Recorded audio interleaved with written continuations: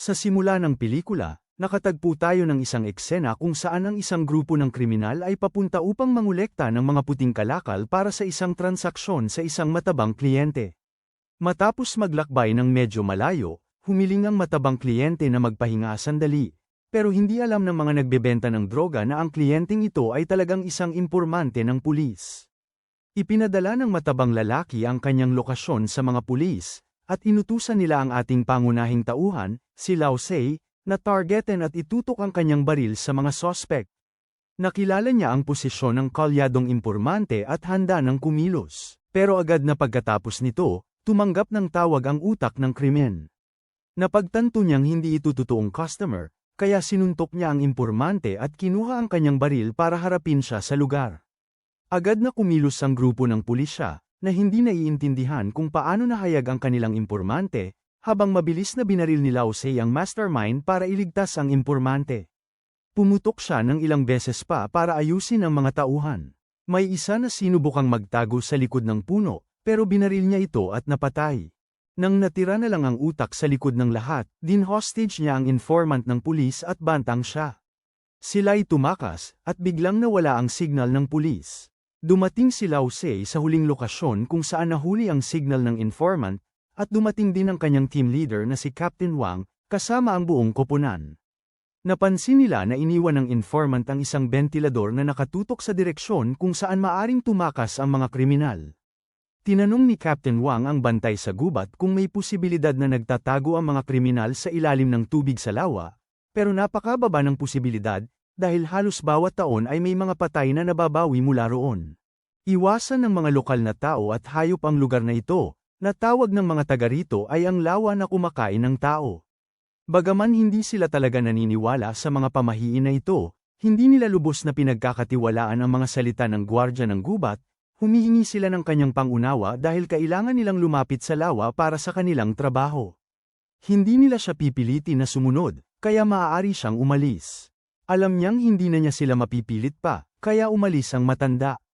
Matapos maglakad ng kaunti, biglang nakita ni Lao Sei ang isang kakaibang imahe sa kanyang isipan. Kapag tinanong ng kanyang mga kasama kung ayos lang siya, naisip niyang may pumasok lang sa kanyang mata. Sa kalaunan, nakakakita sila ng lagusan sa likod ng talon, at inutusan ni Kapitan Wang ang mga ito na dalhin lamang ang pinakamagaan na kagamitan para makapagpatuloy. Nang pumasok sila ng medyo malalim, natagpuan nila ang isang tuyong bangkay sa daan.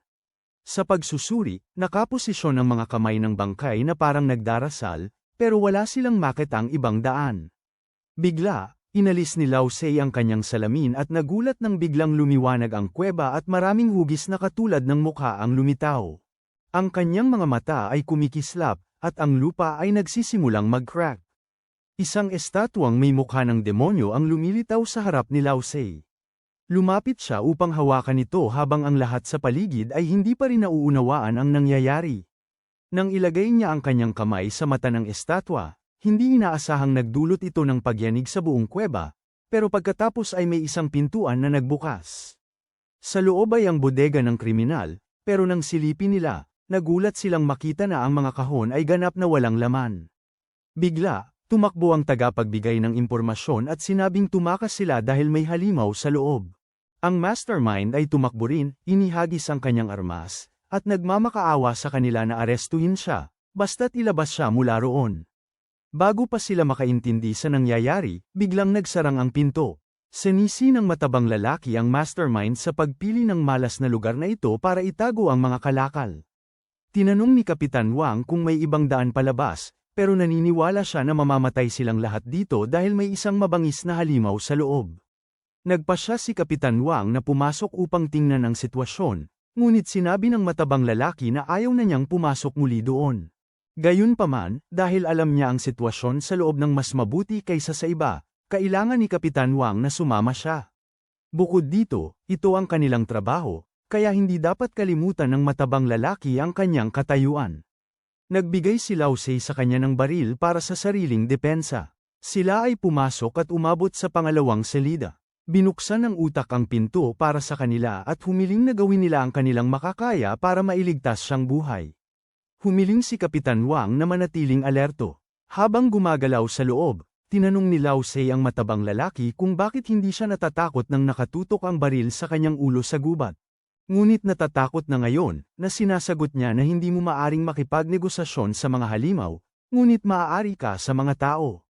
2 sundalo sa grupo ang nahuli at napatay ng halimaw na mabilis na tumakbo papunta sa kanila.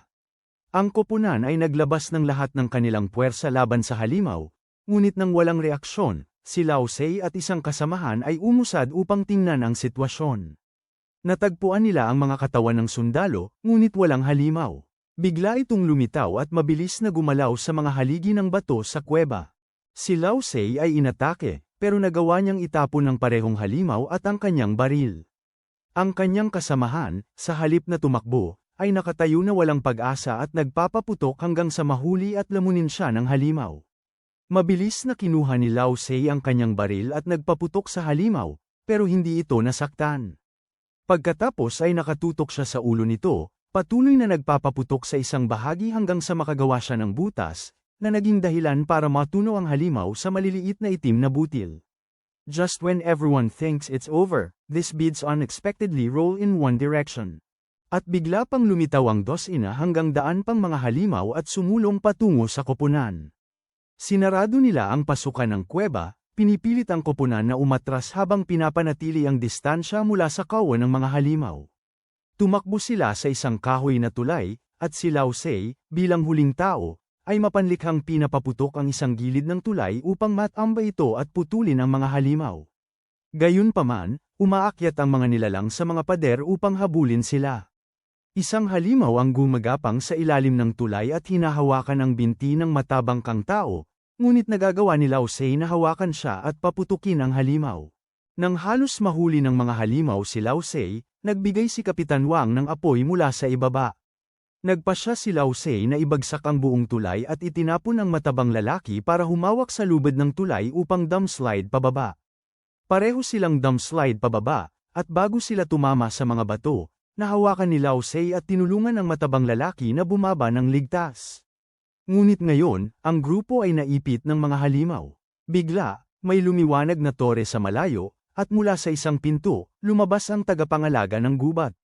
Sinabi niyang binalaan na niya sila, pero hindi sila nakinig. Ang mastermind ay nakilala siya bilang siya ang nagmungkahi na itago ang mga kalakal dito, at nagbunyag na ang matabang tao ay isang impormante.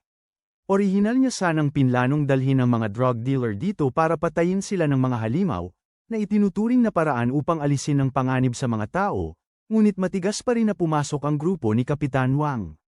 Nang tanungin ni Kapitan Wang kung sino siya, sinabi ng matanda na hindi na niya matandaan.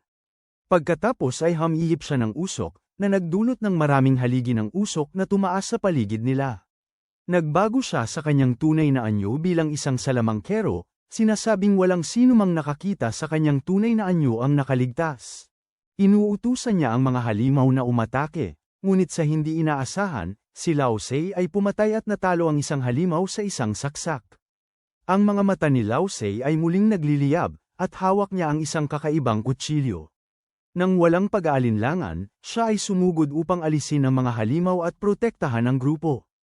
Nagsimula ng matakot sa kanya ang mga halimaw at umatras. Nagulat ang salamangkero na si Lao Tse ay konektado kay Wu Mayan. Nang sabihin ni Lao Tse na hindi niya alam kung sino si Wu Mayan, ipinaliwanag ng salamangkero na ang taong yun ay may-ari ng kutsilyong hawak ni Lao Tse. Pero hindi ito mahalaga dahil walang makakaligtas. Ang salamangkero ay nag-antaas ng 2 haligi ng tubig upang lunurin sila, ngunit bigla ang nasira ang kanyang mahika ng isang hadlang. Isang lalaki ang lumipad mula sa kisame ng kuweba. Nagulat ang salamangkero nang makita na si Wu Mayan ito, na nagpansin sa katapangan ng matandang tao sa pagyakap sa kanyang tunay na pangalan. Pagkatapos bumaba, binigyan ni Wu Mayan siya ng 2 pagpipilian, pagpapakamatay o pagbitay. Nag-aangkin ang salamangkero na siya ay nag-eensayo ng pagsasanay at nag-antaas ng mga haligi ng bato. Nabagsak ang mastermind mula sa taas at namatay, habang ang taba at si Kapitan Wang ay inaangat. Si Wu Mayan ay kumaway, at nawala ang mga bato. Lumapit siya, iwasan ang atake ng salamangkero sa isang hakbang, itinulak ang kanyang tungkod, at itinutok ang baril sa kanyang ulo.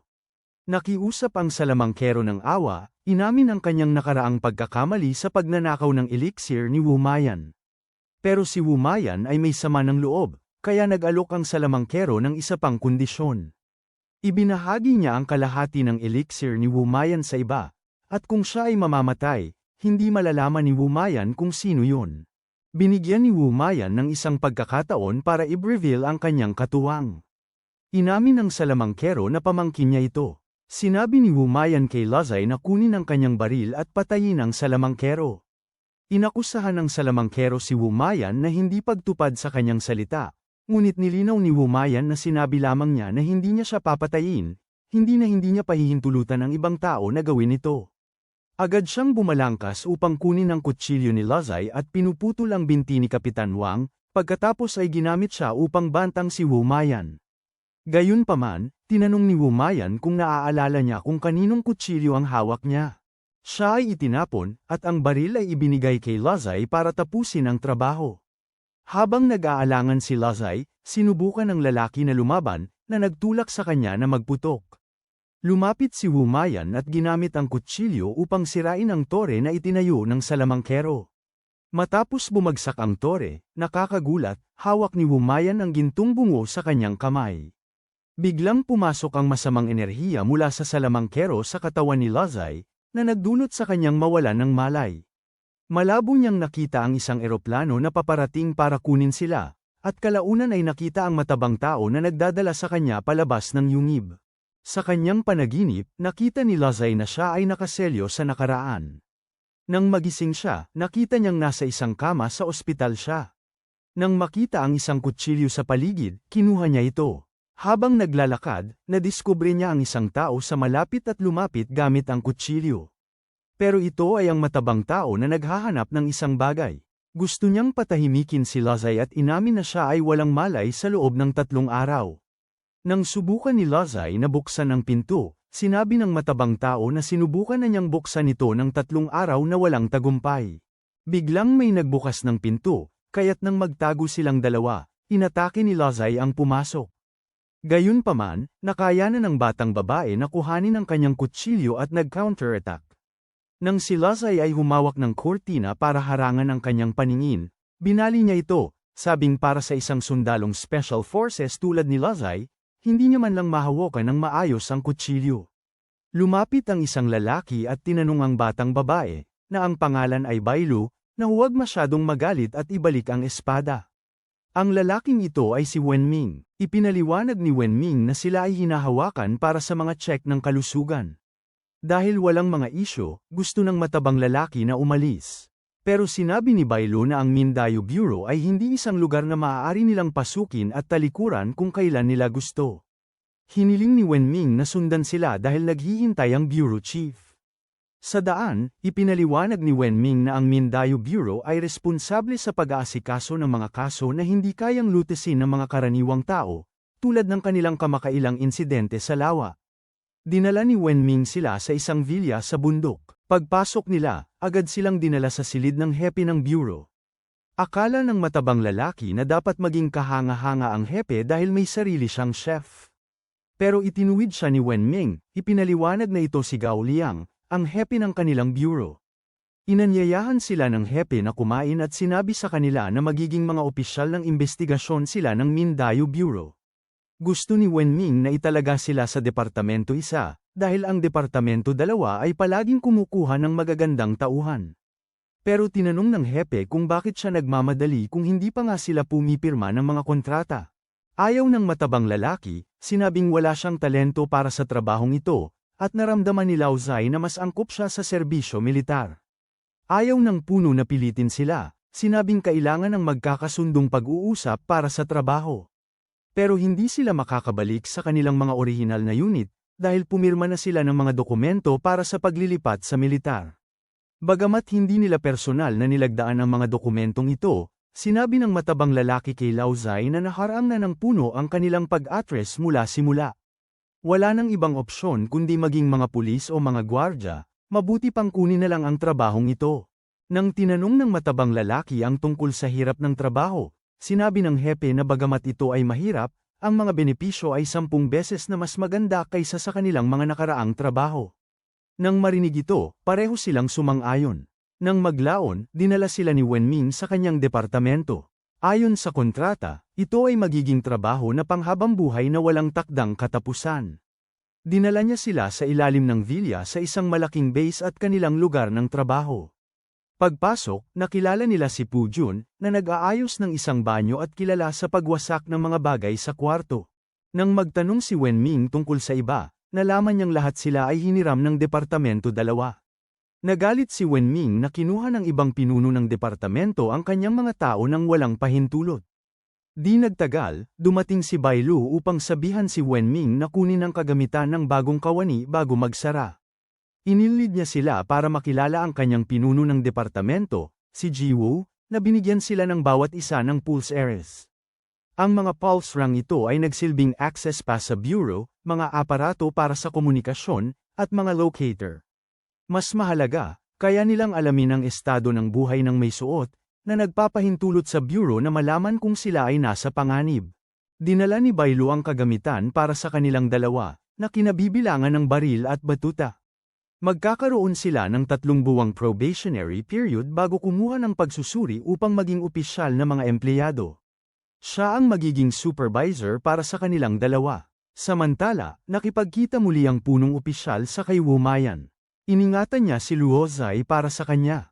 Nang itanong ni Wumayan kung bakit kasama rin ang matabang lalaki, sinabi ng punong opisyal na may sarili siyang mata para sa talento.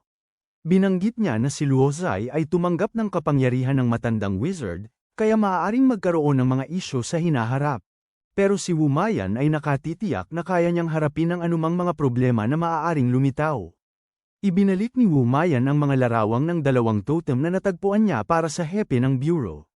Ang mga totem na ito ay medyo magkatulad at pag-aari ng 2 kaharian na nawala sa isang disyerto.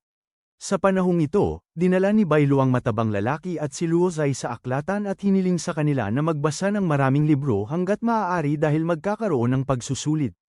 Gusto ng matabang lalaki na magbasa si Luo Zai para sa kanya at hayaan siyang kopyahin sa panahon ng pagsusulit. Pero hindi pa natatapos ni Luo Zai ang paaralan bago sumali sa army, kaya baka hindi niya naiintindihan ito. Sugyot ni Bai Lu na dapat silang magbasa ng marami dahil makatutulong ito sa kanilang pag-aangkop sa trabaho dito. May kabuuang 6 na departamento ng imbestigasyon dito. Ang departamento isang ay para sa pangkalahatang imbestigasyon at dati itong pinakamalaki hanggang sa may lumabas na traidor at nagdulot ng pagbagsak ng awtoridad ng departamento 1. Ngayon ang departamento 2 ang pangunahing bahagi ng bureau. Tanging ang mga pinuno ng departamento lamang ang pinapayagang malaman ang tungkol sa insidente ng traidor. Ang Department 3 ay nagtatrabaho sa ibang bansa sa buong taon, kaya bihira silang nasa tanggapan. Ang Department 4 na ay nag-specialize sa gawaing survey. Ang kanyang Department 5 ay responsable sa pangangalap ng impormasyon at pagbibigay ng kagamitan. Ang Department 6 na ay humahawak ng mga gawain na hindi magagawa ng Department 5. Pero partikular siyang nagbigay babala na huwag saktan ang pinuno ng Department 6. Pagkatapos ay dinala niya sila sa loob, kung saan nakita nila ang isang grupo ng mga tao na dumadaan. Ang grupong ito ay mula sa Department 2, at ang taong nasa gitna ay ang pinuno ng Department 2 na si Q Bulo. Nagulat sina Director Q at Wenming kung bakit nandito ang kabilang partido.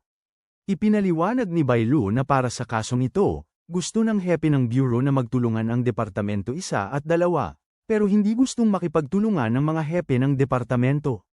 Akala ni Director Q na normal lang na basta na lang manghiram ng tao kay Wenming dahil hindi nakakasolba ng maraming kaso ang Departamento 1 sa nakaraang taon.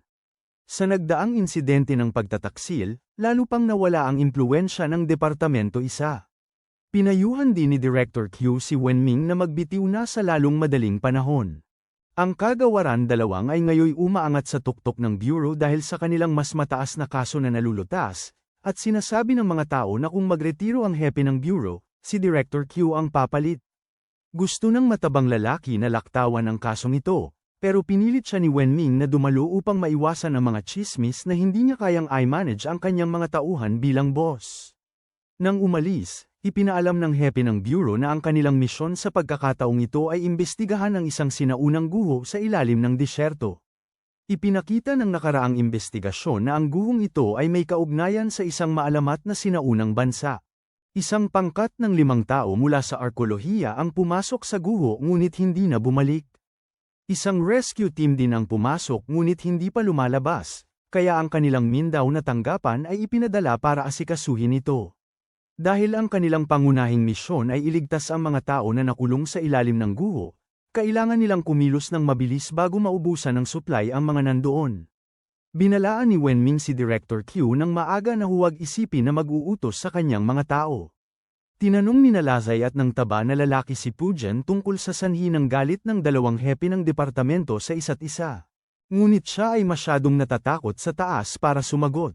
Di nagtagal, dumating sila sa lokasyon. Pagkatapos lumapag, pinasunod ni Director Q ang mga tao ng maayos para makalipat. Nang makilala ang taong namamahala doon, humiling si Director Q na ilayo ang mga tao upang maiwasan ang pagkaabala. Si Wenming, tapat sa kanyang pangalan, ay lumapit upang makipagkamay at bumati. Nandyan din si Wu Mayan na nagmamasid sa sitwasyon. Matapos suriin ang impormasyong iniwan ng pangkat arkeolohikal, mayroon silang pangkalahatang pag-unawa sa estruktura ng guho. Gusto ni Director Q na pamahalaan ni Bailu ang mga tao dito at huwag pahintulutang bumaba ang sinuman para makialam sa kanya. Kung bukas ng umaga ay hindi pa siya nakapagbalik ng mga tao, si Wenming ang mangungulit sa natitirang tao. Tinawagan din ni Wenming si Bailu para ayusin ang signal coverage para hindi ma-bury si Director Q doon. Nang gabing yun, nagtataka ang matabanggay kay Lazay kung bakit wala pang balita mula sa mga tao ng Department 2. Naniwala si Lazay na ang pinuno ng departamento ay hindi basta isang taong walang kakayahan, kaya hindi dapat mag-alala ang isang duwag tulad niya. Binanggit ng matabang tao na pareho silang nakaranas ng mga sitwasyon na may buhay at kamatayan dati. Ngunit nagtataka siya kung kailangan ba talaga nilang mamuhay ng ganito mula ngayon. Pero ang sobrang pag-iisip ay walang silbi kaya pareho silang natulog ng maaga. Nang gitnang gabi, biglang nakita ni Lazay ang isang kawa ng mga kambing na dumadaan malapit. Sinundan niya ang isang kambing, at ang matabang tao, na nalaman ang pag-alis ni Lazay sa gitnang gabi. Kumuha ng kanyang coat at sumunod. Napansin din ni Bailu na parehong umaalis sa kanilang mga tent. Nakahabol ang matabang lalaki kay Lazay at tinanong kung ano ang ginagawa niya rito sa Hayten gabi. Nang binanggit ni Lazay ang tungkol sa kambing, hindi naniwala ang matabang lalaki dahil wala namang kambing sa disyerto. Hindi na makita ni Lazay ang kambing at naisip niyang baka nananawagan siya. Nang malapit na silang umalis, bigla silang nahulog sa buhangin. Sinubukan ni Lazay na kumapit sa mga nakalaylay na bato, pero nagguho ito, kaya nahulog siya sa ibaba. Swerteng nakaiwas si Lazay sa nahulog na bato at natagpuan ng isang kalansay ng kambing malapit. Tumakbo siya papunta sa matabang tao para gisingin ito. Nang hindi siya tumawag, pinagsasampal niya ito ng malakas para magising. Tinanong ng matabang tao kung kaya bang umakyat ni Lazay. Pero helpless si Lazay dahil sobrang suro na ng lugar at masyadong maluwag ang mga bato para tiisin ang bigat. Sinubukan ng matabang tao na tumawag ng tulong, pero walang signal kaya kinailangan nilang sumuko. Biglang nakita ni Lazay ang isang nilalang na nakatayo sa ulo ng matabang tao at itinutok niya ang kanyang baril dito. Humihingi siya na huwag gumalaw. Ang matabang tao ay hindi nakita ang nilalang na ito kaya't humingi siya kay Lazay na huwag bumunot. Pero ang nilalang ay biglang umatake, umakyat kay Lazay, at kinagat ang kanyang kamay. Kinuha nito ang baril at itinutok ito sa kanilang dalawa. Nag-sign si Lazay at nagtago kasama ang matabang tao sa likod ng isang bato. Pero hindi alam ng nilalang kung paano gamitin ang baril. Bigla, may isang sanga na lumipad pababa at nagdulot upang mahulog ang baril. Pumutok ang baril ng ilang putok habang tumakas ang nilalang sa isang maliit na tunnel malapit. Dumating si Bailu at sinabi niyang inatasan siyang bantayan sila. Gusto niyang makita kung saan ang mga maliit na lagusan na ito, kaya siya'y nagsimulang gumapang para tingnan. Habang gumagapang, napagtanto ni Bailu na ang mga batong haligi dito ay hindi normal. Nakilala niya ang mga ito bilang mga handog na ibinigay ng isang hari sa bansang ito. Ngunit ang hari ng bansang ito ay sumasamba sa isang masamang relihiyon at nagdulot ng isang tabo na nagdala sa parusang banal, inilibing ang buong bansa sa buhangin. Dito marahil ang lokasyon ng bansang iyon. Pagkatapos ay gumawa si Bailu ng 3D na modelo para obserbahan, Ngunit ang matabang tao ay gusto munang makahanap sila ng paraan palabas. Gusto ni Lazay na huwag magmadali dahil tiyak na magpapadala si Wenming ng mga tao para hanapin sila. Biglang nakadiskubre si Bailo ng isang bagay at sinabi sa matabang lalaki na huwag humawak ng kahit anong bagay, pero na-activate na niya ang isang button sa isang haligi. Nagsimulang umalag ang kisame at malapit ng gumuho, kaya napilitan si Lazay na magmadali at itulak silang dalawa palayo. Nang sumunod na umaga, nang dumating si Wenming sa tolda para hanapin si Lazay, pareho silang nawawala. Nawawala rin si Bailo, kaya kinailangan ni Wenming na ipasuri ang paligid. Samantala, ligtas pa rin ang grupo ni Lazay sa ilalim ng mga guho, pero hindi naintindihan ni Bailo kung bakit pinayagan ng hepe ng bureau na makilahok ang dalawa sa kasong ito kahit na wala sa kanilang nakarating sa antas ng regular na investigador. Tinawag niya silang mga paaykit na may napakainis na attitude. Gayunpaman, napagtanto ni Lazay na kung maghihintay sila dito, mawawala na sila ng oxygen na mahihinga, kaya't humingi siya ng tulong sa matabang lalaki para ilipat ang mga batong haligi. Kahit na natatakot pa rin siyang makialam muli, mamamatay sila kung hindi sila kikilos. Kaya itinulak ng parehong tao ang isang haliging bato, inilihim ang isang kawad sa ilalim. Kumagat si Lazay sa panganib at hintag niya ito, nagbukas ng daan sa sahig.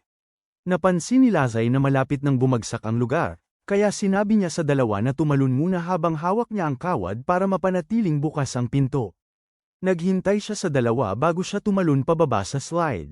Nakita ni Lazay ang nilalang mula sa nakaraang gabi, pero nawala ito nang lumabas sila sa slide. Ang tatlo ay sumunod sa isang daan na diretsyo patungo sa tila libingan ng hari. Matapos magmasid, tinanong ni Belo sina Lazay at ang mataba na lalaki na buksan ang kabaong. Sinubukan nila pero hindi nila magawa, kaya't sumilip si Belo at nakita niyang gawa sa tanso ang kabaong na ito. Naniniwala ang mga tao noon na kung ililibing sa isang kabaong na tanso, hindi makakaalis ang kaluluwa, kaya't mukhang may nagtakip sa hari na ito at nahuli dito. Pagkatapos, iminungkahi niyang kailangan nila ng mga espesyal na kasangkapan para buksan ang kabaong, pero kinuha ni Lazay ang kanyang kutsilyo at gustong subukang buksan ito. Hindi masyadong kampante si Belo pero hinayaan pa ring subukan siya, at nakaya na ni Lazay na buksan ang takip ng kabaong. Natuklasan nilang may nakabalot na bangkay sa loob, at nang tumingin si Belo dito, napagtanto niyang hindi ito ang hari dahil hindi tugma ang mga tampok ng mukha sa mga tao mula sa bansang ito na inilibing. Ang matabang lalaki ay naghalo-halo sa loob ng kabaong at biglang nahulog pababa sa isang butas. Nang tanungin siya ng dalawa tungkol dito, sinabi niyang medyo madilim doon at may ilang mga pintura. Nagpasya rin si Belo na bumaba upang tingnan, habang patuloy na pinagmamasdan ng nilalang na iyon ang mga galaw ng grupo.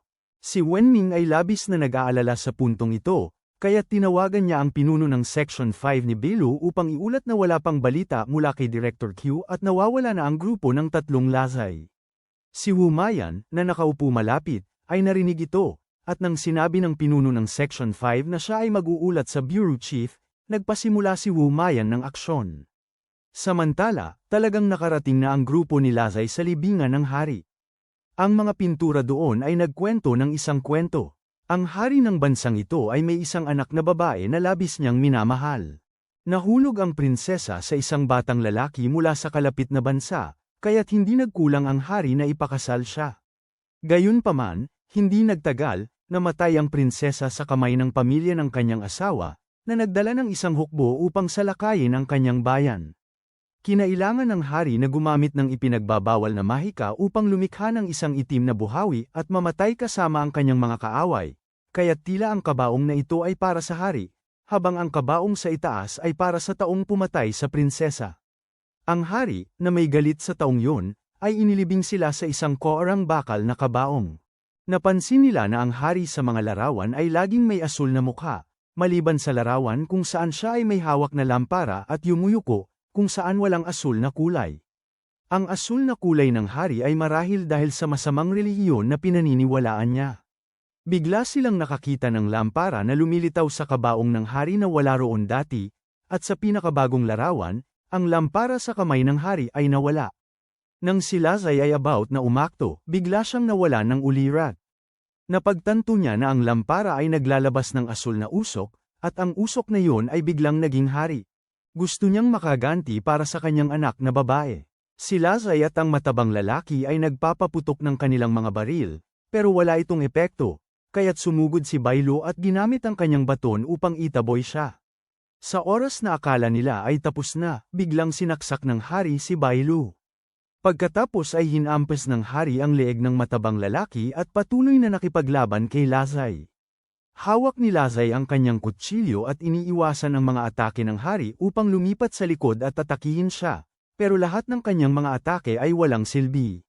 Samantala, ligtas sina Bailu at ang matabang lalaki. Natagpuan sila ni Wumayan at ipinaalam sa kanila na si Lazay ay nakakaranas ng mataas na antas ng mga ilusyon.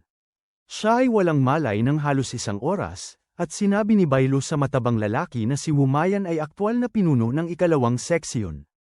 Ipinaalam niya sa kanila na kahit na si Lazay ay nakakaranas ng mga ilusyon, lahat ng natamo niyang pinsala ay totoo. Nagdesisyon si Wumayan na pumasok sa ilusyon upang tulungan si Lazay. Pumasok siya sa ilusyon at lumitaw sa harap ni Lazay. Itinatapon ng hari at sinabi kay Lazay na bilisan ang pagpatay sa kandila. Nang ang hari ay lumipad upang atakihin si Wumayan, nahuli siya nito. Pagkatapos ay inalis ni Lazay ang lampara at nagising. Nakipagkita si Lazay sa taba at nalaman tungkol kay Punong Wo. Kinwestiyon ng pinuno ang mahihinang kakayahan ni Lazay, habang naisip ni Lazay ang isang paraan para makaalis sila mula roon. Samantala, inabisuhan ni Pujan ang hepe ng bureau na bumabarin si Wenming sa mga relikya, at pansamantala nilang nakuha ang mapa ng ilalim ng lupa mula sa mga senyales na pinalaot na ipinadala pabalik ni Bailu. Inutusan ng hepe ng tanggapan si Pujan na maglagay ng mga tao para balutin ang lugar ayon sa mapa at simulan ang paghuhukay.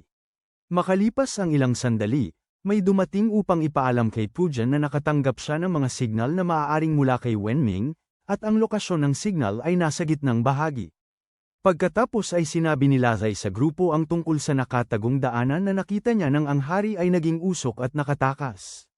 Bukod dito, binuksan nila ang isang nakatagong pinto, ngunit sa loob ay may isa pang anyo.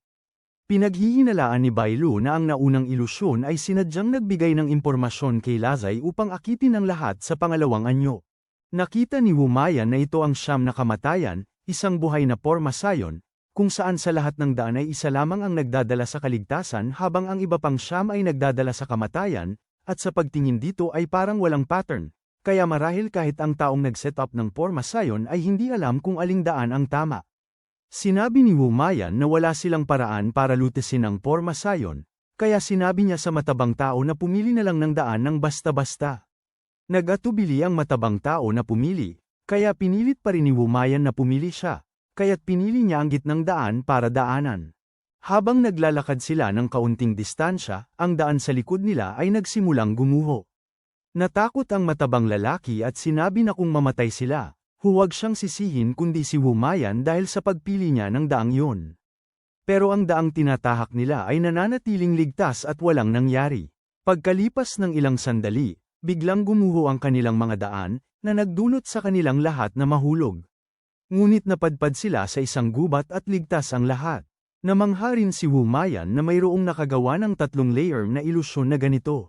Nalaman nila na si Director Q at si Wenming ay nasa ilalim ng tubig, kaya't lumangoy sila pababa para iligtas sila. Pero nang hilahin nila sila pataas, nabulabog ang matabang lalaki sa mga lumot sa ilalim ng tubig at naibalik siya. Lumangoy sila pababa para putulin ang mga lumot at iligtas ang matabang lalaki. Nang makabalik sila sa dalampasigan, naibalik nila si Wenming. Tinanong ng matabang lalaki kung paano sila napunta doon, at sinabi ni Wenming na pumunta siya para hanapin silang tatlo. At hindi inaasahan ay nakatagpo niya si Director Q sa tubig, kaya't pumunta siyang iligtas siya pero nabulabog sa mga lumot at nahatak pababa. Bigla, nagising si Director Q at tumalon kay Wenming na may dala na espada. Akala ng mataba na lalaki na gusto ni Director Q na i-settle ang away kay Wenming, kaya't lumapit sila para harangan ang atake niya pero natulak siya palayo. Nagduda siya na naapektuhan si Director Q ng hallucination. Kailangan nilang pigilin si Director Q, habang si Wumayan ay naghagis ng isang bagay sa tubig. Agad nagliyab ang tubig, at sinabi niyang iyon ang ahente na nagpapalabas ng hallucination dito. Si Director Q ay nakapag-isip muli. Sinabi ni Wumayan na ang ilaw sa libingan ay galing sa tubig na ito. Bigla, lumitaw ang nilalang na umatake kay Lashi sa mga sanga ng puno. Binabaril ito ng grupo, pero sobrang bilis ng paggalaw nito, kaya't nagbato si Wumayan ng apoy upang palayasin ito. Pagkatapos, hinayaan niyang lapitan siya at nagpasabog ng Dragon Fire upang talunin ito. Nakapag-escape ang grupo mula sa pagkahilo. Akala ng taba na tao na dapat ay nakialam si Wumayan ng mas maaga, pero sinabi ni Wumayan na kung hayaan nilang gawin ng taba na tao ang lahat, ano ang gagawin nila sa kanilang mga sahod? Natagpuan nila ang mga nawawalang tao, at tila nasa estado ng pagkamatay dahil sa pagkakabara ng kanilang mga kite channels. Naghukay din si Pujo ng daan pababa, kaya kinuha muna nila ang mga nasugatang tao. Napansin ng matabang lalaki ang ilang mahahalagang bagay at gustong kumuha ng ilan, at nakakita siya ng kwintas at nagtatanong kung kay Lashi ito, pero akala ni Lashi ay sa iba ito, kaya ibabalik niya. Nakilala ni Wumayan ang simbolo sa kwintas na pamilyar. Pagkatapos nilang makumpleto ang misyon ng pagsagip, bumalik ang grupo. Ang matabang tao ay aksidenteng nakakita ng ilang jade stone sa kanyang mga damit, nang nagpasya si Ming na hatiin ang mga ito ng pantay-pantay, at kumuha rin si Wumayan ng isa, sabing pumunta si Lashi para makita siya sa isang tiyak na address pagkatapos ng kasong ito at huwag sabihin sa ibang tao. Dumating si Bailu at nagtatanong kung ano ang kanilang itinatago at pinilit silang ipasa ito. Hindi nagtagal, bumalik sa opisina, nang anyayahan ni Ming ang matabang tao at si Lashi para uminom pagkatapos makumpleto ang misyon, dahil nagbigay sila ng malaking kontribusyon para mapalakas ang reputasyon ng Section 1. Dumating din ang chief ng Section 5 para uminom kasama nila, sinabing dapat silang uminom mula sa bote, hindi mula sa tasa. Nang mabilis na inubos ni Ming ang isang buong bote at nagsimulang malasing, sinabing ang dalawang bagong empleyado ang tunay na bituin. Kaya binigyan niya ng bote ang matabang lalaki, na inubos din ito at nahimatay dahil sa mababang toleransya sa alkohol. Sinubukan nila Shi na umalis pero siya ay pinigil at pinilit na uminom. Nang sumunod na umaga, napagtanto nila Shi na may training siya, kaya ginaisen niya ang matabang lalaki pero sa hindi inaasahang paraan ay nakita niyang naging asul ito. Kailangang dalhin nila Shi ang lalaki sa medikal na departamento, pero sa daan ay nakasalubong nila si Bailu. Sinuri niya ang sitwasyon at dinala ang matabang lalaki sa kanyang seksyong pinuno, na nagsabing malamang na ito ay dahil sa pag-inom ng tubig sa libingan, at kailangan lang nilang gawin ng MRI para alisin ang discoloration. Habang nandun sila, sinuri rin ng punong sila Shi, pero sinabi niyang walang masama at pinayagan siyang umalis. Isang especially iyan ng Director Q ang nagulat sa kondisyon nila Shi sa punong, na naging dahilan upang magtaka siya kung paano pinapayagan ni Gao Yang na mangyari ito sa organisasyon. Sa pagkakataong ito, ang matabang lalaki ay bumalik na sa normal. Ngayon ay nagdududa siya na may kakilala sila Shi kay Wumayan, dahil 2 beses nang nangyari ang aksidente kay Lashi at si Wumayan ang dumating para iligtas siya. Hindi na isama ang sinabi ng matandang Daoist na ang kutsilyo ni Lashi ay pag-aari din ni Wumayan. Hindi ito gaanong pinaniwalaan ni Lashi, ngunit biglang pareho silang inaresto ng mga tao ni Director Q sa panahong ito. Ang pinuno ng Departamento 5 ay pumunta upang makipagkita sa direktor at kay Wumayan. Upang iulat ang mga resulta ng pananaliksik at magbigay ng babala na ang Lashi ay mabilis na maabala ng madilim na mahika ng mga lumang pari ng tao. Biglang dumating si Bailu upang iulat na nahuli ni Director Q ang Lashi at ang matabang tao at ngayon ay nakikipaglaban kay Wenming. Dumating si Wenming upang humiling ng pagpapalaya sa mga tao, ngunit naniwala si Director Q na ang Lashi ay may potensyal na maging rebelde tulad ng isa na nirekruto ni Wenming dati. Gayunpaman, personal na pumunta ang direktor dito at hiniling kay Director Q na pakawalan ang mga tao. Dahil alam niya kung ano ang nasa loob ng Lashi, kaya ipinakiusapan niya ang pinuno ng Departamento 5 na subaybayan ng mabuti ang kalagayan ni Lashi. Pero naniniwala pa rin si Director Q na hindi nila nakita ang kabaong at umiyak, kaya mangyayari muli ang sitwasyon gaya ng dati. Gayunpaman, naglakas loob ang direktor na tiyakin na kung anumang mangyari, siya ang mananagot. Pero may kondisyon si Director Q na siya ang magiging tagamasid para sa entry test sa organisasyon sa loob ng 2 buwan.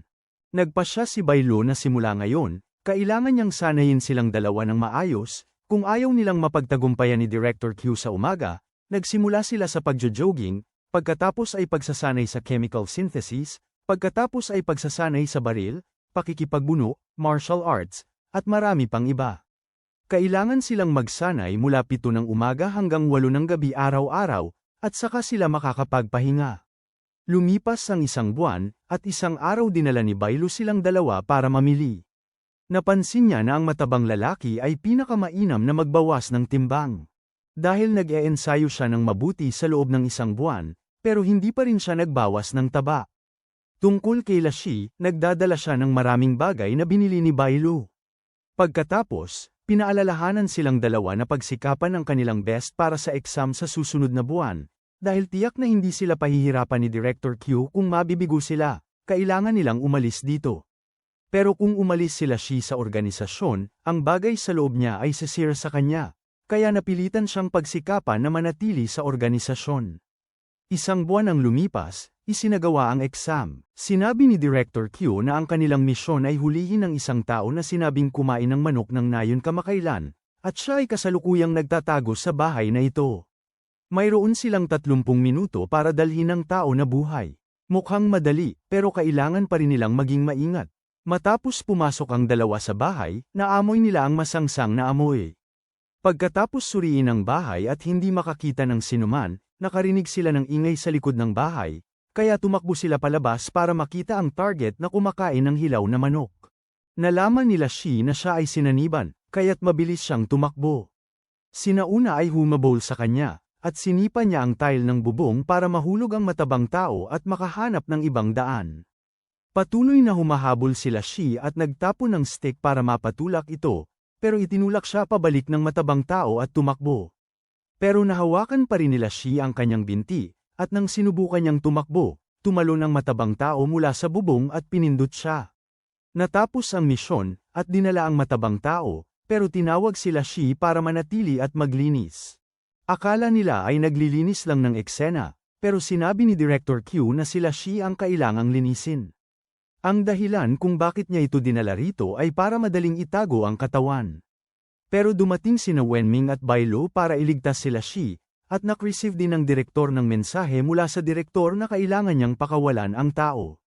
Ilang araw matapos iyon, umalis ang grupo nila papuntang isang lungsod para magsagawa ng misyon. Pagdating nila sa lungsod, nakilala ng buong grupo ang isang pulis na si Yang Zaihao. Sino ang tumulong sa kanila sa trabaho sa transportasyon? Tungkol kay Director Q at Wenming, pinayagan na silang pumunta sa isang biyahe upang alisin ang kanilang sama ng loob. Ang dalawa ay ipinadala sa isang isla sa loob ng 1 linggo bilang parusa, at binigyan din ni Bailu sila ng gamot upang pigilan ang bagay sa loob niya. Ang matabang tao ay nagtanong din kay Yang Zaihao tungkol sa misyon na kailangan nilang gawin ngayon. Kailangan nilang imbestigahan ang mahiwagang pangyayari ng mga tao na biglang napapasok sa vegetative state habang naglalakad sa kalye at dinadala sa ospital.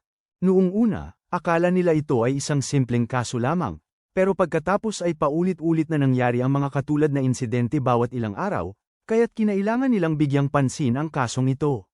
Biglang nakaramdam ng init sila sa kanyang katawan, kaya't pinaghinalaan nilang epekto ito ng gamot at dinala siya sa ospital para sa pagsusuri.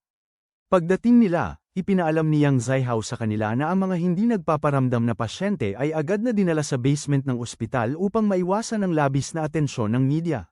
Dito, nakilala nilang dalawa si Director Lam, na mula sa kwarto 4 at dumating bago sila. Pero nakatagpo rin ng mga problema, kaya't kailangan ng lahat ng 3 para sa suporta. Ayon kay Director Lam, lahat ng biktima ay may parehong marka sa kanilang mga katawan.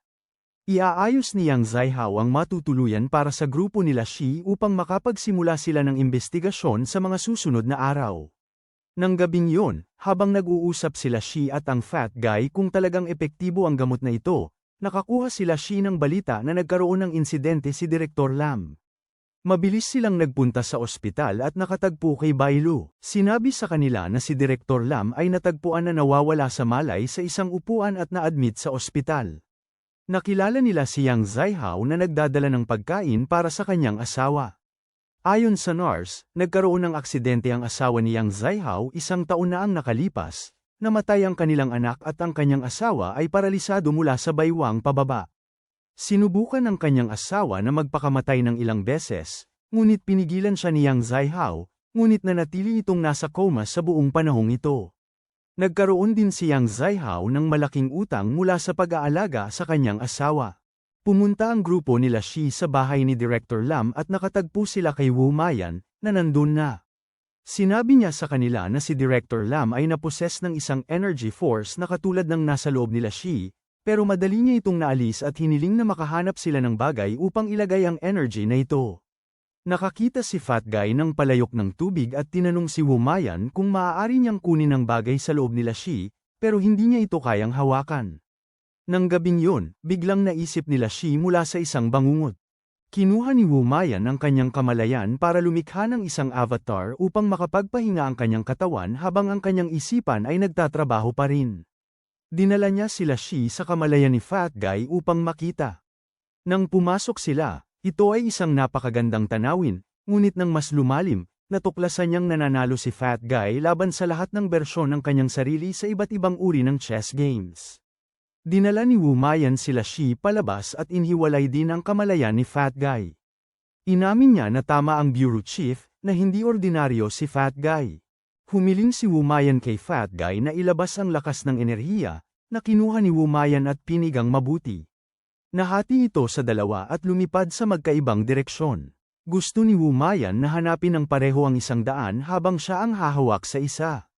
Nang maglaon, hinabol nila ang itim na anino papunta sa kwarto ng kagamitan ng ospital. Nagtago ito sa loob, kaya pumasok sila Shi habang inaalagaan ni Fat Guy ang pinto. Biglang nagsara ang pinto at inatake ng anino sila Shi. Tinulak ni Fat Guy ang pinto upang makapasok. Pagkatapos ay sinabi nila Shi sa kanya na tawagan si Wu Mayan gamit ang pulang sinulid na ibinigay sa kanila ni Wu Mayan. Gayunpaman, itinulak ng anino ang sinulid sa isang tangke ng tubig, na nagpilit kay Fat Guy na tumakbo upang kunin ito, habang sila Shi ay kontrolado ng anino. Gusto nitong kunin ang kapangyarihan ng matandang wizard mula kay La Shi. Dahil sinusubukan niyang makatakas mula rito, mas mabuti nang hayaan na lang niya ito. Pero dumating si Wu Mayan at sinimulang harapin ang aninong ito. Itinulak niya ang anino ngunit napagtanto niyang ito ay isang puppet lamang. Nagulat si Fat Guy dahil namatay sila Shi. Pero dahil avatar lang ito, walang dahilan para mag-alala. Sila Shi sa kama ay nagising at alam na ang anino ay isang puppet, kaya ang nagkokontrol ay dapat malapit lang. Samantala, sa isang bubong, ilang kainahinalang tao ang lumitaw at tinawag ang nagkokontrol ng puppet na guro. At ang gurong ito ay walang iba kundi si Yang Zeu. Sa mga panahong ito, sinuri nila Shi ang mga marka sa katawan ng mga biktima at nakita niyang pamilyar ang mga ito. Bigla nilang natuklasan ang mga insekto na gumagapang mula sa mga marka na ito, mga nakakalaso na insekto, at kung sila'y inalis ng walang ingat, mamamatay sila at maglalabas ng mga lason sa mga katawan ng biktima. Ang nais iparating nila Shi ay ang marka na ito ay katulad ng simbolo sa isang singsing na kinuha ni Wu Mayan mula sa libingan noong nakaraan.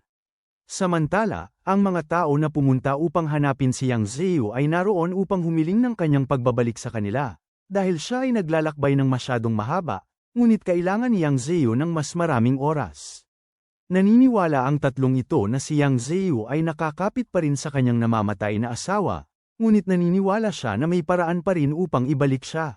Ang pinuno, si Liu Yun, ay nagsabing papayagan niyang gawin ni Yang Zeu ang gusto nito, pero una, kailangan niyang ibigay ang lokasyon ng banal na artepakto ng lungsod na ito. Gayunpaman, hindi niya alam kung nasaan ang banal na artepakto dahil ang lungsod na ito ay sobrang nagbago sa nakaraang 100 taon. Pero iginiit ni Liu Yun na hindi siya madaling malinlang at susubukan niyang hanapin ito upang ipakita kay Yang Zeu. Pagkatapos, pumunta si Yang Zeu upang hanapin ang grupo nila Shi. Ibinigay sa kanya ni Bailu ang mga tala ng investigasyon, kaya tinanong niya sila Shi na sumama sa kanya sa istasyon upang ayusin ang ilang mga proseso. Pagka-prinsipi nilang umalis sa ospital, sinundan ni Liu Yun ang mga ito sa sasakyan mula sa likod. Samantala, nagpasya sina Bailu at Fat Guy na sumilip sa silid ng asawa ni Yang Zeu para tingnan kung maaari siyang maipagamot gamit ang teknolohiya ng tanggapan. Gayunpaman, natuklasan ni Fat Guy ang ilang piraso ng berdeng jade sa ilalim ng kama. Ito ang mga nakuha niya mula sa nakatagong kaharian. Dapat ay nandoon si Yang Zeu, at dahil nakita nila Shi ang simbolo sa mga katawan ng biktima na tugma sa simbolo sa kwintas mula sa kaharian na yun, lahat ng ito ay dapat may koneksyon. Tinawagan ni Bailu ang direktor para magtanong, at kanyang inalam ang impormasyon at natuklasan na si Yang Zeu ang pinuno ng isang masamang kulto. Gayunpaman, hindi sila makakagawa ng mga biglaang hakbang sa ngayon. Subalit, nang marinig na sila Shi ay sumama kay Yang Zeu, nag-alala ang direktor dahil ang hepe ng bureau ay naayos na ang lahat ng proseso, kaya wala nang kinakailangan pang gawin. Tinawagan ni Fat Guy sila Shi, na narinig ang balita pero hindi nagmadaling kumilos, tinanong lang si Yang Zeu na ibalik siya sa ospital.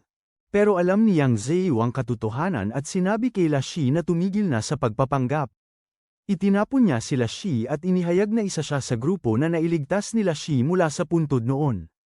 Tinanong nila Shi kung ano ang kailangan niya sa masamang enerhiya ng matandang wizard, at sinabi ni Yang Zeu na kailangan niya ito para iligtas ang kanyang asawa, kahit na malalaman lang niya kung epektibo ito sa pamamagitan ng pagsubok. Nang mga sandaling yon, nabuwal sila Shi at malapit nang kunin ang kanyang negatibong enerhiya nang nag-text si Wu Mayan kay La Shi na magnakaw ng kotse at tumakas. Sinabayan siya ni Yang Zeu, kaya't nagmaneho siya patungo sa isang pader ng bangin upang saniin ang pagbagsak ng mga bato at cruishin si Yang Zeu habang siya ay tumakas. Tinawagan niya si Fat Guy at iniulat ang lokasyon na ipinadala sa kanya ni Wu Mayan, na Kebkoan Saidenseng kung saan sinabi ni Director Lam na siya ay inatake. Kaya't nagpa siya ang parehong panig na magtagpo sa lokasyong yon. Umupo ang grupo ni Fat Guy sa isang taxi patungo sa punto ng pulong, ngunit pinayuhan sila ng driver na huwag pumunta roon dahil ito ay malas. 20 taon na ang nakakalipas, isang aksidente sa konstruksyon ang pumatay sa 3 manggagawa doon, at pagkatapos makumpleto ang gusali, patuloy na naganap ang mga aksidente sa mga residenteng naroroon, kaya't ito ay naiwan ng maraming taon. Dumating na sila Shi at malapit na siyang pumasok nang bigla siyang nakarinig ng may sumusunod, kaya't hinugot niya ang kanyang baril. Pero si Fat Guy at Bailu ang sumunod na pareho ay tinanggal ng taxi driver nang dumating. Samantala, nakatakas si Yang Zeu mula sa mga guho at muli silang nagkita ni Luyon, na nagsabing natagpuan na niya ang lokasyon ng mga banal na artifacts at hindi na siya mangangalabit kay Yang Zeu, pero habang umaalis, nagpadala siya ng mga tao sa ospital. Pumasok na ang grupo nila Shi sa malas na mataas na gusali. Nang iwanan na nila Shi ang elevator, nakita niya ang mga umiiyak na imahe ng mga taong namatay mula sa pagbagsak ng elevator. Umakyat ang grupo sa itaas para mag-imbestiga. Habang umaakyat sa hagdang bato, biglang nakarinig si Bailu ng isang bagay, kaya umakyat ang grupo ng sabay-sabay. Nang madali silang umakyat, walang tao sa buong palapag, pero biglang lumitaw ang mga baliw na figura mula sa kadiliman. Hindi alam kung sila ba ay tao o multo, kailangan nilang tumakbo, pero habang tumatakbo sila sa itaas, naiblock sila ng iba. Agad silang napalibutan, kaya unang umatake si Bailu. Nang mapagtanto nilang mga robot pala ang mga ito, naglabas sina Fat Guy at La Shi ng kanilang baril at nagpaputok. Pero pagkalipas ng pag-aasikaso sa kanila, bumalik sila sa dati. Biglang lumipad si Wu Mayan at gumamit ng mahika upang alisin ang lahat ng mga puppet. Sinabi niya sa kanila na bumaba sa basement, hindi sa itaas. Nang nasa basement na, may isang piraso ng jade, at humiling si Wu Mayan sa 3 na tulungan siyang linisin ang paligid nito. Sa oras na ito, labis na galit si Yang Zeu dahil ginamit ni Luyon ang kanyang asawa bilang hostage upang pilitin siyang kunin ang banal na bagay mula kay Wu Mayan, at alam ng lahat ang tungkol sa kapangyarihan ni Wu Mayan. Nagbalik si Yang Zeu sa kanilang tahanan upang balikan ang mga alaala kasama ang kanyang asawa. Si Luyon ay tumawag at inannounce na kung hindi niya makuha ang banal na bagay sa susunod na gabi, hindi na makikita ni Yang Zeu ang kanyang asawa. Kinabukasan ng umaga, pumunta ang grupo nila Shi sa silid ospital ng asawa ni Yang Zeu, ngunit huli na sila ng isang hakbang. Ibinigay ni Wu Mayan ang bag kay La Shi at sinabi sa kanila na ang banal na bagay ay nasa loob. At nalaman ito ni Yang Zeu, kaya naghintay siya sa labas ng ospital upang sundan sila Shi. Pagkatapos umalis ni Bailu, agad na lumapit si Yang Zeu at sinadyang nakabangga kay Lei Zai upang nakawin ang bag. Nakahanap ng paraan si Yang Zeu na makaligtas at na-shake off pa sila Shi, pero nahuli siya ni Wu Mayan. Naniniwala si Yang Zeu na ang bagay na ito ay sa kanya talaga, kaya't kinuha lang niya ito pabalik, pero gusto rin ni Wu Mayan na bawiin ang sa kanya. Alam ni Yang Zeu na ang tinutukoy nito ay ang kalahating tableta na ninakaw ng matandang mangkukulam kay Wu Mayan. Hindi itinago ni Yang Zeu ang kalahating yun, Ginamit lang siya ng matanda bilang protection. Nang gustuhin ni Yang Zeo na umalis, nabarahan siya ni Shi at ng matabang tao, pero nanatili pa rin si Yang Zeo na walang kinalaman sa mga taong patuloy na nahuhulog sa koma sa lungsod na ito. Pinakawalan niya ang karayom sa kanyang braso para kumuha ng dugo at nag-teleport. Pinayagan ni Wumayan si Yang Zeo na umalis dahil ang spell na yun ay kumkos ng kalahating vital energy. Mukhang hindi si Yang Zeo ang utak sa kasong ito, may iba pang tao. Pumunta si Yang Zeo sa bahay ni Liu Yun para humingi ng kanyang asawa, ngunit gusto ni Liu Yun na ibigay muna ni Yang Zeo ang bagay. Kung hindi niya ibibigay, hindi rin ibibigay ni Liu Yun, dahil alam niya na si Yang Zeo ang nasa ilalim ng pressure ng oras. Matapos ipasa ni Yang Zeo ang banal na bagay, tinaksil siya ni Liu Yun at inutusan ang kanyang mga tao na harapin si Yang Zeo. Sinubukan niyang lumaban, pero ang pagpapalit ng kalahating vital energy niya para makatakas kanina ay nagdulot ng malaking pinsala. Pumunta si Yang Zeo sa lokasyon ng kanyang asawa, pero lumapit si Liu Yun at sinaktan siya, na ibinunyag na namatay ang kanyang asawa nang dalhin niya ito roon. Habang labis na nagdadalamhati si Yang Zeo sa pagkamatay ng kanyang asawa, lalo pang inilahad ni Liu Yun na ang aksidente ng kanyang asawa ay siya rin kanyang ginawa, na nagpagalit kay Yang Zeo upang makipaglaban. Inangkin niya na ang isang pinuno ng sekta tulad ni Yang Zeo ay iniwan ang kanyang sekta para sa isang babae, kaya kailangan niyang alisin ang mga bagay na nagpapahina kay Yang Zeo. Si Yang Zeo ay nakakapit sa lupa at malapit nang sumama sa kanyang asawa sa kabilang mundo nang dumating ang grupo nila Zai at Wumayan. Gusto ni Wumayan na parehong hawakan ng mga tauhan ang mga tauhan ni Liu Yun habang siya ay tumingin sa kalagayan ng asawa ni Yang Zeo. Nais ni Yang Zeo na umiwas si Wumayan sa kanyang asawa, ngunit iminungkahi ni Wumayan na dapat munang mag-alala si Yang Zeo para sa kanyang sarili. Inilabas ni Wumayan ang kaluluwa ng asawa ni Yang Zeo at pinayagan itong dumaan sa ilog. Inamin ni Yang Zeo na nagkamali siya sa pagtanggap kay Liu Yun sa sekta, ngunit sinabi ni Liu Yun na ang pagkakamali ni Yang Zeo ay ang umalis sa sekta para sundan ang isang babae. Pareho silang malubhang nasugatan ng isa't isa, kaya itinapon ni Yang Zeo ang mga karayom para ipabagsak ang bakal na sisidlan sa kisame. Nang bumagsak ito sa lupa, handa na si Yang Zeo na tapusin si Liu Yun, ngunit pinigilan siya ng grupo nila Zai dahil kung mamatay si Liu Yun, mamamatay din ang mga tao sa ospital. Hindi alintana ni Yang Zeo, pero nagmamayabang pa rin si Liu Yun na kung may mga taong nag-aasikaso sa kanya, ang kanyang kamatayan ay magiging sulit. Tumawag si Bai Lu upang iulat na ang mga tao sa ospital ay nagsimula ng kumilos na parang mga zombie, kaya't sinabi ni Wumayan sa kanila pareho na bumalik habang siya ang baalang humawak sa sitwasyon dito. Bumalik ang grupo nila Zai kay Bai Lu upang pigilan ang mga tao sa loob na makatakas sa ospital. Samantala, pinalo ni Wumayan si Liu Yun at pagkatapos ay inilagay ang isang uod sa kanyang bibig, sinabing ayaw niya ng kondisyon at hindi rin siya matyaga. Tanggalin ni Liu Yun ang mga uod ng lason o paiinumin siya ng mas masakit kaysa sa kamatayan.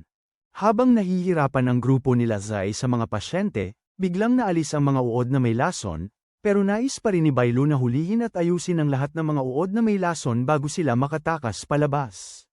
Kahit na naalis ang mga uod na may lason, hindi kaagad pinakawalan ni Wumayan si Liu Yun, kundi dinala siya pabalik sa bureau para sa investigasyon.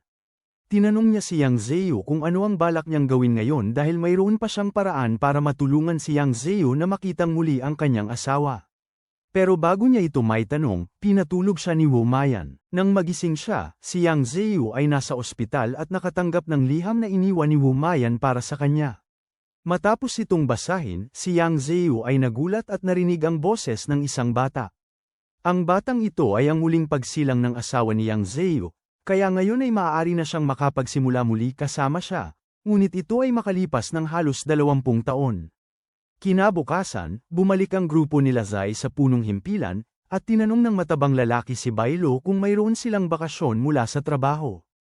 Ipinaliwanag niya na pagkatapos ng bawat misyon, binibigyan sila ng tiyak na bilang ng mga araw na pahinga batay sa antas ng kahirapan ng natapos na misyon. Ang pinakamataas ay Z-level na mga misyon, pagkatapos nito ay maaari silang magpahinga ng maraming araw na gusto nila. Nakakumpleto sila ng 2 B-level na misyon, kaya makakakuha sila ng 6 na araw na pahinga. Nagulat sila nang makarinig ng balita na may bagong empleyado na kinuha sa silid-anim ni Wumayan. Nagulat ang matabang lalaki dahil hindi pa kailanman kumuha si Wumayan ng sinuman. Pumunta siya upang tingnan at nagulat na makita na ang empleyado ay si Yang Zeu. Siya na ngayon ang kanilang kasamahan, at hinatak nila Zai ang matabang lalaki, sinabing hindi nila maiintindihan ang mga kagustuhan ni Wumayan. Samantala, sa isang templo sa bundok, nagmadali ang mga monghe sa paghahanda ng templo para sa isang kasal. Naniniwala ang abbot na kung kayang gawin ito ng mga banyagang pari, tiyak na kaya rin ito ng mga monghe ng Budismo. Inutusan ng abbot ang kanyang mga disipulo na ayusin ang lahat ayon sa kanyang nais. Bigla, isang disipulo ang umapoy matapos humipo ng nasirang insenso, kaya't mabilis siyang itinapon sa isang imbakan ng tubig para patayin ang apoy.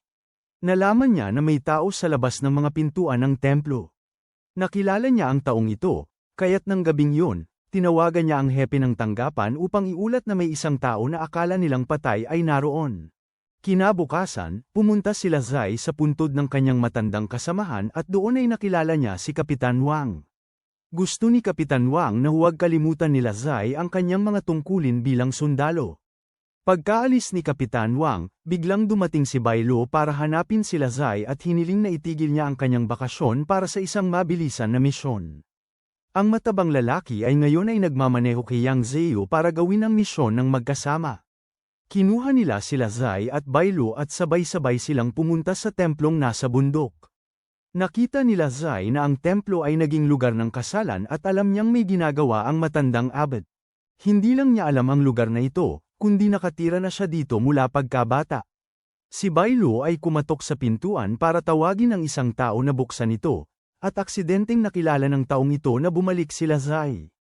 Samantala, ang taong ikinababahala ng hepe ng tanggapan ay nasa base na at nagsimula ng imbestigahan ang grupo nila Zai. Alam niya ang buong pangyayari, at siya ay labis na natuwa na nandito na ang tao.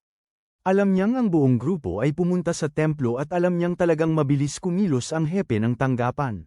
Pumunta siya sa mga eksperimentong sample na ginawa niya upang buhayin ang mga ito. Gusto niyang makita kung paano magpapatuloy si Gao Liang bilang hepe ng bodega kapag nawala ang bawat miyembro ng kawani. Matagal na niyang hinintay ang sandaling ito at determinado siyang maisakatuparan ito. Sinabi ng monghe kay Zai na nagdadalamhati ang abbot sa pagkawala ng isang talentadong tao kagaya niya. Naisip nila Zai na nagdadalamhati ito dahil hindi siya pinahirapan ng ilang araw pa. Nakilala nila ang abbot na labis na natuwa na bumalik sila Zai. Sinadya niyang maging mahigpit ilang taon na ang nakalipas, umaasang isang araw ay sasali sila Zai sa Mindayo Bureau upang magtrabaho. Ngunit ngayon ayaw nila Zai na tanggapin siya bilang guro, na nagpaparamdam sa kanya na sila Zai ay pareho pa rin ng dati. Pagkatapos ay inimbitahan niya ang iba na mag-overnight, pero sinabi ng hepe ng tanggapan na nandito sila para kunin ang abbot dahil hindi naligtas dito. Gayunpaman, naramdaman ng abbot na ayaw niyang mag-abala sa Mindayo Bureau, kaya pipiliin pa rin niyang manatili. Samantala, biglang inatake ng isang grupo ng mga halimaw ang mga kawani ng Mindayo Bureau. Natuklasan ng pinuno ng Room 5 na unti-unting namamatay ang mga kawani at iniulat ito sa hepe ng tanggapan, na humihiling na dumating ito agad. Natuklasan ng hepe ng bureau na nahak ang kanilang sistema, na naglantad sa lahat ng staff. Tumawag si Direktor Kiyo, pero hindi niya ito pinansin at naglabas ng babala na nag-aatas sa lahat ng staff na itapon ang kanilang mga bracelet sa pagkakakilanlan. Ang grupo nila Zai ay bagong nagtatapon ng kanilang mga bracelet nang matuklasan nilang inaatake ang templong nasa bundok. Gusto sanang bumalik nila Zai para tingnan, pero sinalakay sila ng isang halimaw na tumatakbo mula sa harapan. Ibinangon ng matabang lalaki ang kotse para maiwasan ang atake, pero pagkatapos umatras ng ilang sandali, may isa pang halimaw na lumitaw sa likuran nila. Kaya pinasok niya ang manibela para baliktarin ang kotse at tumakbo ng mabilis. Ang grupo ay hinabol ng isang kawan ng mga halimaw. Patuloy silang bumababa mula sa bundok at kahit sinira ang mga bato para harangan ang daraanan ng grupo. Kahit na nakabunot na sila Zai ng kanyang barrel para bumalik ng putok, labis pa rin ang kanilang bilang kaya napilitan siyang sumuko. Biglang may isang halimaw na tumalon mula sa bundok at dinurog ang makina sa harap ng kotse, na nag-iwan sa grupo na napapaligiran na. Ang may pulang mata sa harap ay tila lider ng kawan na ito. Pinabayaan nitong sumugod ang mga tagasunod nito upang atakihin ang grupo nila Zai. Napilitang lumabas ng kotse ang grupo para makipaglaban habang ang nilalang na may pulang mata ay tumalon pataas ng bundok. Habang nahihirapan ang grupo nila Zai sa pagharap sa mga halimaw, nag-aalala si Yang Zeo dahil nasira ang telepono na may mga larawan ng kanyang asawa. Tinawag niya ang isang karayom at kinontrol ito upang alisin ang lahat ng mga nakapaligid na tagasunod. Pagkatapos, sinira niya ang kotse at lumikha ng 12 dosenang ibang karayom upang ipanabog sa lahat ng dako upang mapatalsik ang mga halimaw. Si Yang Zeo ay talagang ayaw tumulong, pero ngayon ito ay naging personal na labanan, kaya't siya ay kumilos. Gusto niyang mabilis na umakyat ang grupo sa bundok para harapin ang nilalang na may pulang mata habang siya naman ang hahawak sa mga halimaw. Naniniwala si Bai Lu na magiging maayos si Yang Zeo, kaya't sinabi niya kay Zai na mabilis na kumilos. Sa kanilang paglalakbay, napansin ng grupo na ang lungsod ay inaatake rin.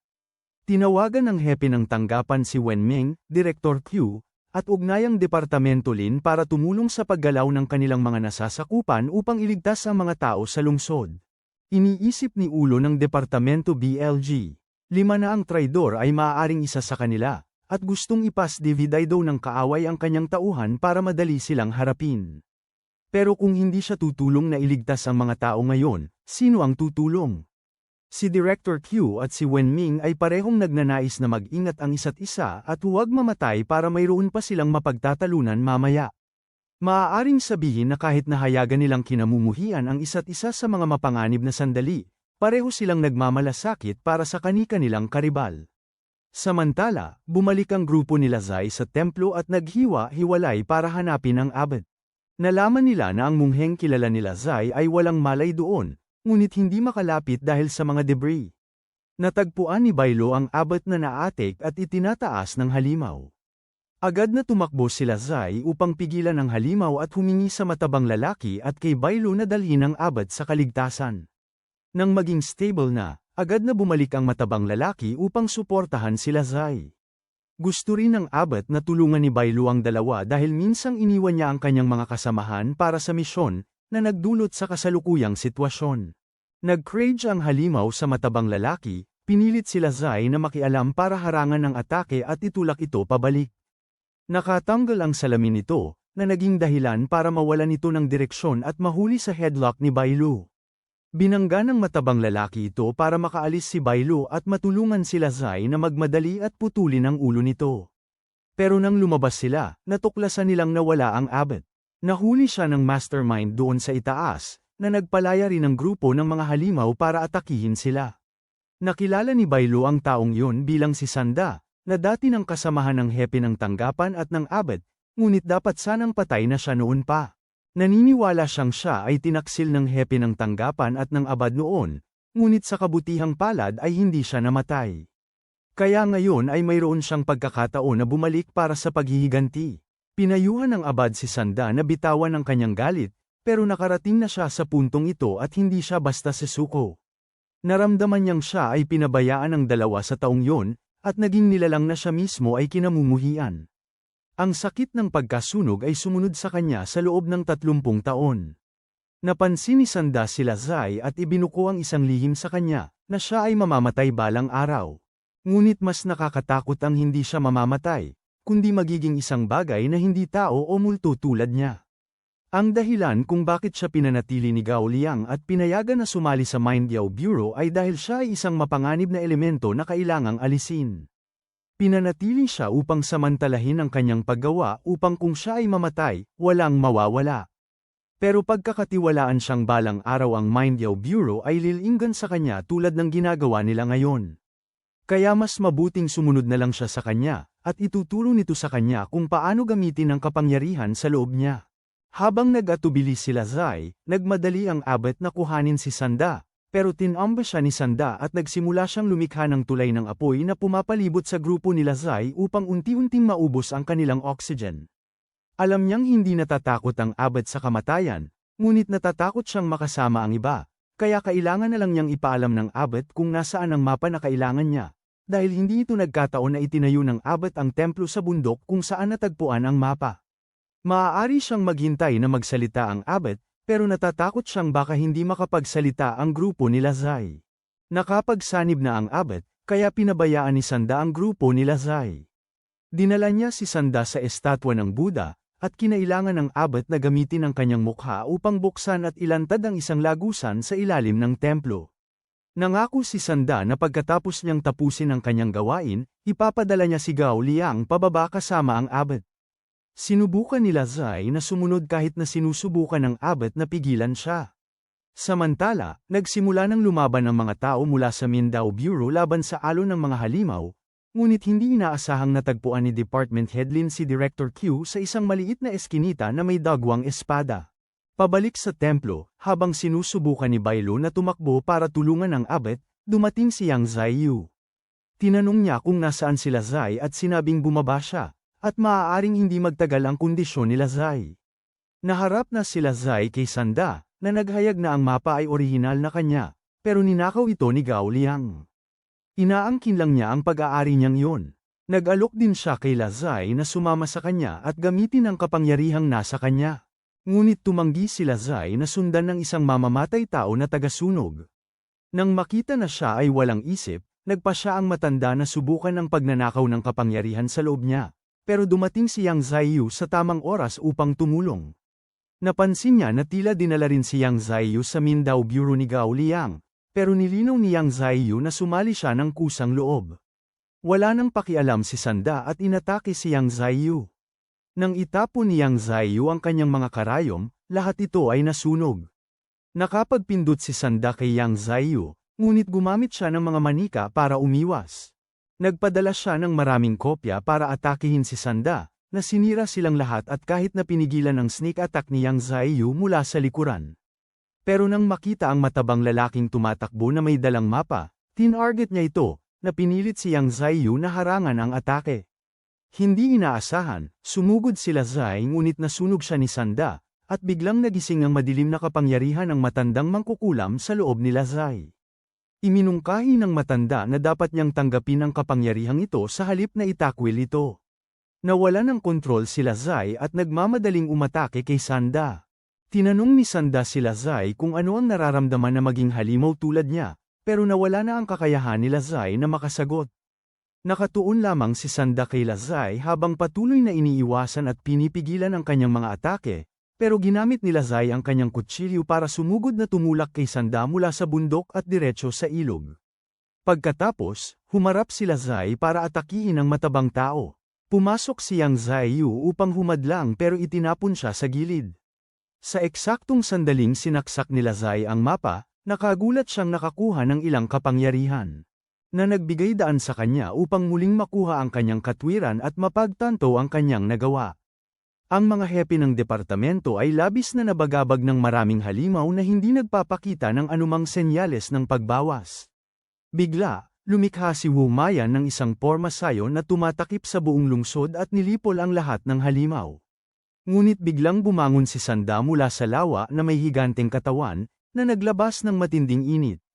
Sinunog ng kanyang mga apoy ang lahat ng malapit, ngunit nang umabot ang mga apoy sa grupo ni Wen Ming, mabilis na bumuli sila Zai upang harapin ang mga apoy at sumugod paabante. Dumaan siya sa tabi ni Wu Mayan at diretso siyang pumunta kay Sanda. Sinubukan nila Zai na lumapit para suntukin si Sanda, pero tinamaan siya at naitapon ng malayo. Gumawa sila Zai ng maraming tubig na tornado para ilubog si Sanda, pero alam ng Abbot na hindi yun sapat. Inabot ni Sanda sila Zai at sinabi sa kanya na ang kanyang mga apoy ay hindi namamatay, at tila naiintriga siya sa lakas sa loob niya. Sinimulan niyang kunin ang lakas mula kay Zai, na eksaktong gusto ni Wu Mayan. Pagkatapos magsimulang sumipsip si Sanda, biglang pumasok si Wu Mayan at hinawakan ang ulo ni Sanda at hinayla siya palabas mula sa malaking katawan na yun. Ipinakita niya na matagal na niyang kayang tapusin si Sanda, pero sinadyang naghintay siya para gamitin ito sa pagkuha ng lahat ng masamang kay mula kay Zai.